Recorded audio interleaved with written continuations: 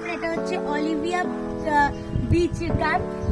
তো চলো ভেতরে যাই, ভেতরে গিয়ে দেখবো যে ভেতরটা কেমন। টানা 8 থেকে 9 ঘন্টা জার্নির পর এখন ফাইনালি আমরা পৌঁছে গেছিলাম মৌসুমী আইল্যান্ডে। একদম অন্য রকমের নতুন একটা এক্সপিরিয়েন্স ছিল, কারণ সচরাচর আমরা দীঘা ছাড়া খুব একটা সেরকম সমুদ্রে যাইনি। এটা একটু অন্যরকম এক্সপিরিয়েন্স ছিল। ভেতর থেকে পুরো ক্যাম্পটা তোমাদেরকে একবার ঘুরিয়ে দেখিয়ে দিই। বিচ সাইড ছিল, ওপরে সব টেন্টের ব্যবস্থা।